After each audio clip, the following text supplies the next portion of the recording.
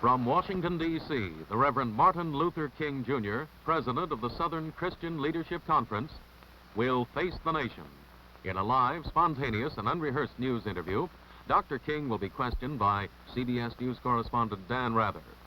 Benjamin Bradley, Washington Bureau Chief of Newsweek magazine. To lead the questioning, here is CBS News correspondent Paul Niven. Dr. King, welcome to Face the Nation.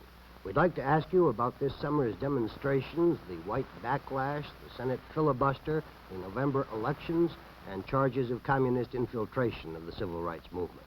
We'll begin the questioning in just a moment. Dr. King, back in March, you were talking about beginning demonstrations in early May in Alabama and perhaps also here in Washington against the Senate filibuster. What has happened to those plans? Well, these plans are still intact. We may have revised the dates a bit, but we definitely plan to have massive demonstrations in the state of Alabama this summer. We feel that the time has come for a full-scale assault on the system of segregation in Alabama, and certainly the hypocrisy of the governor of that state needs to be exposed, so that we plan to work in several communities in the state of Alabama. In fact, we are now recruiting students by the hundreds and thousands to join what we refer to as our nonviolent army. And they will constitute the persons who will engage in these demonstrations all over the state. We will center the demonstrations around the right to vote, around public accommodations, and all of the external manifestations of segregation in the state. Starting when, Doctor? We haven't set the exact date yet, but we feel that it will have to get underway immediately after school is out. Many of our participants will be students, and we're trying to wait until the closing of school. So this would be about the last of May, the 1st of June. What difference, Dr. King, will passage or non-passage of the Civil Rights Bill make in all your plans for the summer's demonstrations? I mean, will they go on if it passes, and if it doesn't pass, will it make any difference? Well, I'm sure we will have demonstrations whether you get a Civil Rights Bill passed or not. Now, I would say that if the bill is passed, it will increase the hope and give the Negro a new faith in the legislative process, and I think it will be possible to keep the demonstrations much more disciplined and nonviolent. On the other hand, if the bill passes, we can see another element present, namely that it will be necessary to enforce it. Passing the bill is simply one step. After it is passed, it must be enforced, and we will have to go into communities all over the South to test compliance. There will be some communities that will comply, and maybe in these communities we won't have to have large-scale demonstrations, but where you have outright resistance and a refusal to comply with the Civil Rights Bill if it passes, we will have to demonstrate in order to get the federal government to take a stand in the area of enforcement. Dr. King, I'm interested to know why the dates of starting the massive demonstrations has been pushed back. Has the White House been any influence in this? No, not at all. We haven't discussed demonstrations with the White House at all, neither the Alabama demonstrations or our plans for Washington. Now, I may say on the Washington plans that we have been a little confused and at points frustrated concerning the developments here. On the one hand, you have a real filibuster taking place, but on the other hand, it is clothed in the garments of a sort of gentlemanly debate. And this has brought about a lot of confusion. Many people watching the processes taking place in the legislative halls of our nation feel that things are moving along all right. But deep down within, I must confess that things aren't moving all right, and I'm really appalled and distressed at what appears to be a sort of behind the scenes, certainly a backdoor trading away of vital sections of the Civil Rights Bill by persons who just a few weeks ago made it clear that they would not support any crippling amendments. Who are some of those persons? Well, I wouldn't like to give any names. I would simply say that some officials of the Justice Department and some senators. I'm appalled at some of the things taking place and agreements being made with Senator Dirksen. These are crippling amendments, and the whole purpose is to so emasculate that bill that it will have no meaning. And this is confusing. I think it is unfair to the American public. It is unfair to all of the individuals who have stood out in such a forthright manner for civil rights. Which of the proposed amendments do you find unacceptable? Well, I would go right down the line. I think the jury trial amendment is certainly unacceptable. One only needs look to the South and see that a jury, by and large, an all-white jury, will not convict a white person for doing anything to a Negro, a white person who disobeys a court order, from the De La Beckwiths of Mississippi on through Alabama and many other things taking place. So this is objectionable. I think any of the amendments that call for voluntary compliance rather than compulsory enforcement are objectionable. Because it just isn't going to be done that way, and I stand on the idea that we must have compulsory enforcement.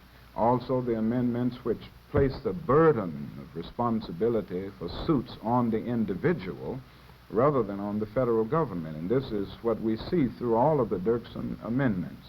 And I think they are very bad for the whole nation, and I think those who are going along with it are really playing with dynamite and playing with the health of our nation. What kind of communication, Dr. King, are you maintaining with the Senator Humphrey and the Justice Department on the progress of this bill? I have talked with them several times since the Civil Rights Bill came into being and since the debate. I haven't had any communication, though, over the last few weeks. And I am so concerned about this now that I plan to talk with them in the next few days. With who, specifically? Well, mainly with Senator Humphrey and Senator Kiko and other liberal senators who are leading the fight for the Civil Rights Bill. How united is the Negro leadership on this bill? In other words, if these senators wanted to find out if such and such an amendment was acceptable to the Negroes, who would they talk to? In other words, are you agreed with the SNCC people and the NAACP people? Well, we've talked about this a good deal in what is known as a Unity Council of Civil Rights Leadership with all of the heads of civil rights organizations, and we all agree absolutely that the bill should pass in the Senate just as it passed in the House, and we don't want to see any amendments. There may be some technical changes in language and that kind of thing, but any amendment which changes a House bill and weakens that bill would be unacceptable. Well, Dr. King, it's quite clear that it can't be passed without substantive amendments. Wouldn't you prefer to have half or two-thirds of a loaf than no loaf at all? Well, it depends on the sections where you have the compromise. I must frankly say that the section dealing with outlawing segregation in public accommodations, the section dealing with equal employment opportunities, and the section dealing with cutting off federal funds in federally assisted projects where you have discrimination are so important that I would rather see no bill at all than a bill devoid of these sections in a strong sense. I think it would merely bring into being new hope in the Negro community, and pretty soon Negroes would come to see that they don't have anything, and we would be in a worse situation than we are now. Dr. King, do you plan to attend both of the national political conventions this summer? Yes, I do. What do you intend to do there? We have plans. We will work together in the civil rights organizations seeking to seat delegates and unseat what we consider improper representatives because the Negro is denied the right to vote in several states. And there is a real possibility that we will have a march on both of these conventions calling for strong civil rights enforcement, strong civil rights legislation in areas where we may not get it in this particular bill, and a strong stand on the part of both parties in the area of civil rights. How about the once talked about plans of holding a third convention, a civil rights convention, after the Democratic and Republican nominating sessions? Well, I have no plans on that, and I don't know whether the other organizations will follow through on it or not. Dr. King, continuing with politics just a little, President Johnson has just had a triumphal tour through parts of the South. Do you feel that the South will vote for him, support him, or any Republican candidate? I think if the election were held today, President Johnson would carry the South overwhelmingly. There may be one or two exceptions like Mississippi and Alabama, but I think he would carry it overwhelmingly because he is a Southerner, and I think there's a great deal of pride on the part of Southerners because the Southerners in the White House. I don't see any Republican candidate at this point who can carry the South over President Johnson, even Senator Goldwater. What about the Republican Party generally in the North? What kind of support among Negroes does it enjoy now?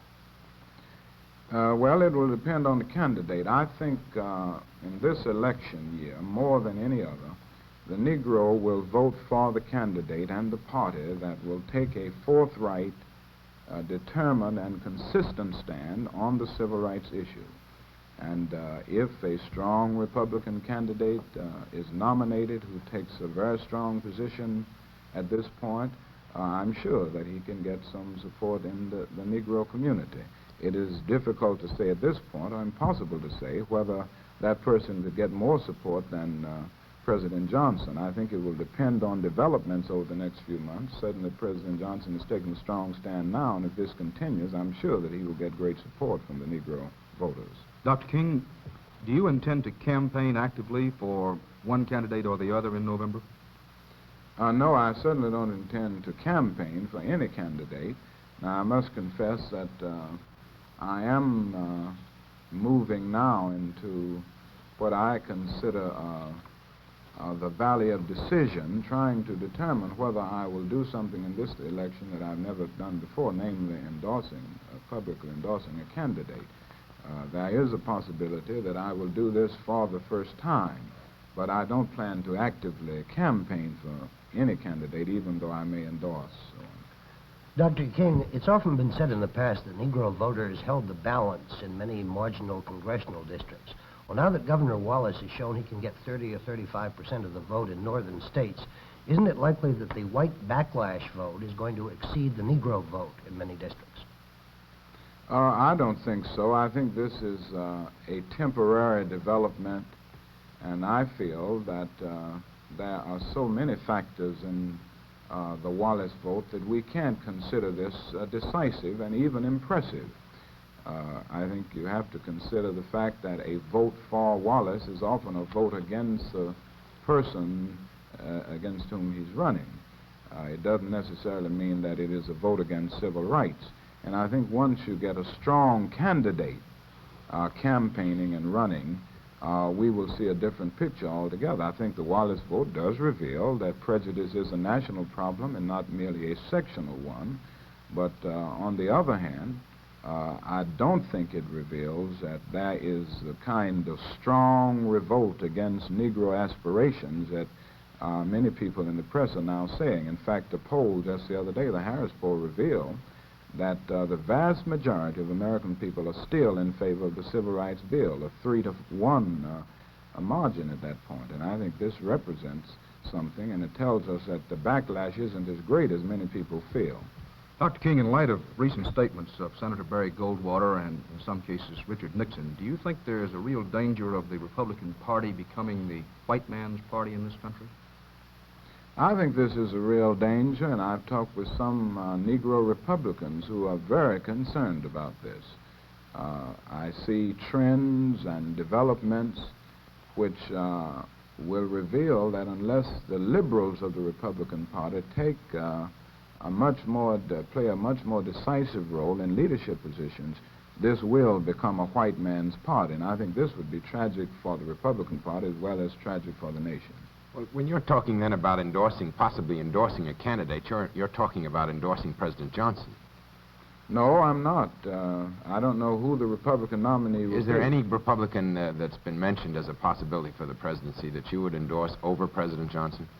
I don't know at this point. I would have to watch the campaign and see how it goes and the stands that are taken and talk with some of these men. There are some very fine statesmen who are seeking the nomination, men like Governor Rockefeller of New York, and although Mr. Lodge isn't seeking the nomination at this point, there's a possibility that he can get it, and I know him as a strong man, and of course Governor Scranton and others. I can assure you that if Senator Goldwater is a nominee, I could not at any point endorse him, and I don't think he would get any votes to mention in the Negro community.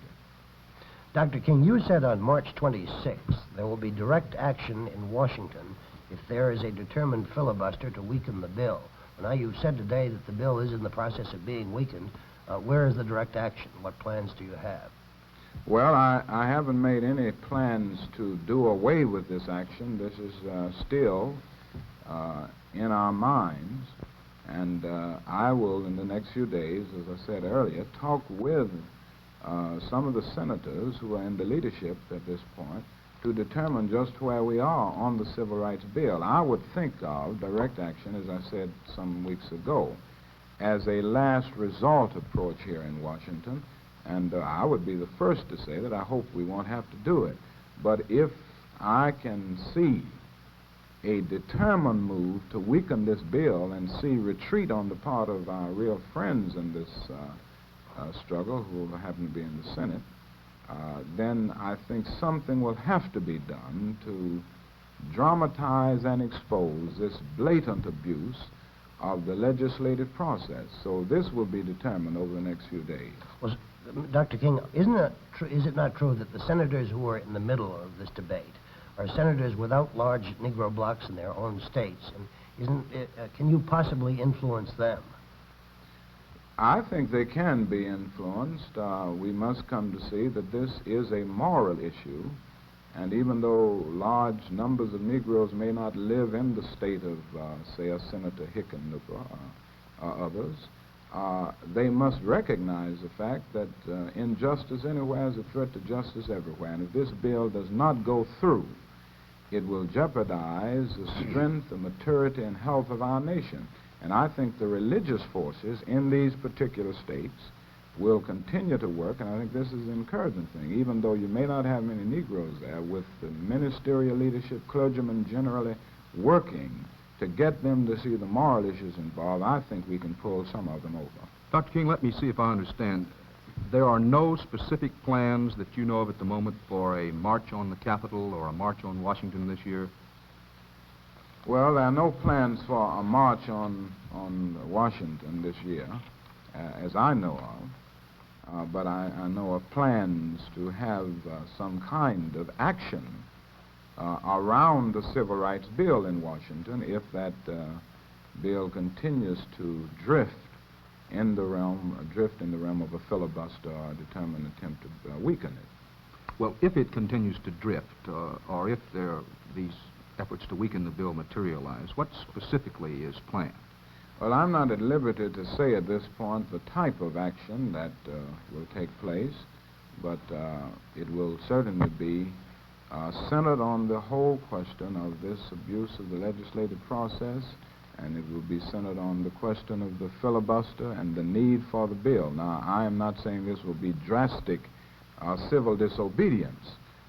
It will be nonviolent. It will be peaceful, but we hope will be strong enough to mobilize the forces of goodwill around this bill. We find now that the forces of darkness are much more active, zealous, and conscientious and determined than the forces of light. And we feel that that is a need now to mobilize the forces of goodwill in our nation behind this bill in order to counteract the developments that are taking place by the conservative reactionary forces of our nation. Dr. King, we'd like to ask you about alleged communist infiltration of the civil rights movement, and we'll get to that subject in just one moment. Dr. King, it's been alleged that you have been slow to sever your ties with alleged communists in the civil rights movement, even after government officials have warned you against them. Would you comment?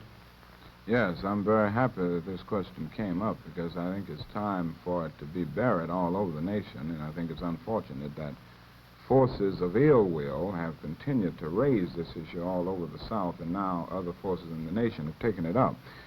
First, I'd like to say that communism is based on an ethical relativism, a metaphysical materialism, a denial of human freedom, and a crippling totalitarianism that I could never accept. It is in the Constitution of the Southern Christian Leadership Conference that no communist can be in the membership, certainly not in any official position, and we are very vigilant in grappling with this problem. And whenever my attention has been called to the presence of one who may have been influenced by the Communist Party in surrounding our organization, we immediately take a stand against it. We've had only one case where we asked for the resignation of a person who had been affiliated with the Communist Party. So I would say in general that there is no truth in the idea that communists are infiltrating the movement in any significant numbers. One or two may drift in here and there, but when you speak of infiltration, it means persons in policy-making positions and leadership positions, and this just isn't true. And I would like for those who are saying that communists are in the movement to let us know who they are so we can get rid of them, because we certainly don't want them in this movement. Dr. King, are you speaking now of your own organization or of the Negro movement generally? Are you denying that there has been considerable communist influence in the movement generally, or just in your organization? I'm denying both. I'm denying that there has been any infiltration in the Southern Christian Leadership Conference in particular, and in the civil rights movement in general. Now, as I said, there may be instances where a communist will drift into a demonstration, will drift into the movement, but this is not the main trend, I'm sure. And to say that you have infiltration means that these people have moved in on the leadership policy-making level, and I have not seen this in any of the organizations. All of the organizations, I think, have been very vigilant at this point. Well, this places you in the direct opposite position of the director of the Federal Bureau of Investigation, J. Edgar Hoover, who gave some testimony recently to the contrary.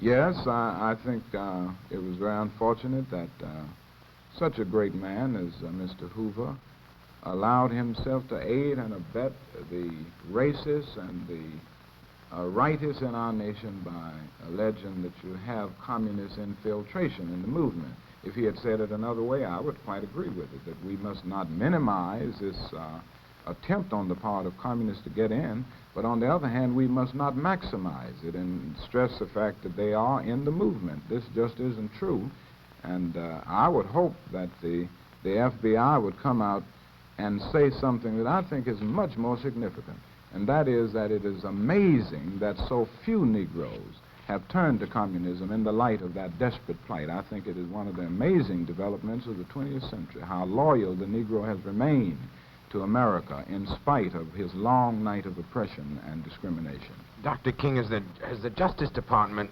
told you about any person that they suspected of being identified with communism, the Communist Party, that you have not publicly removed? Not at all. Not at all. There was one person that they did identify, and he was removed, but there's been nobody else. Nobody else. The only person that they identified that had any connection with the Southern Christian Leadership Conference was removed. He's been off of our staff a long, long time. Gentlemen, I'm sorry, but our time is up. Thank you, Dr. King, for being our guest today on Face the Nation. We'll have a concluding word in a moment. Today on Face the Nation, the Reverend Martin Luther King, Jr., president of the Southern Christian Leadership Conference, was interviewed by CBS News correspondent Dan Rather. Benjamin Bradley, Washington bureau chief of Newsweek magazine, and CBS News correspondent Paul Niven. Next week, another prominent figure in the news will face the nation.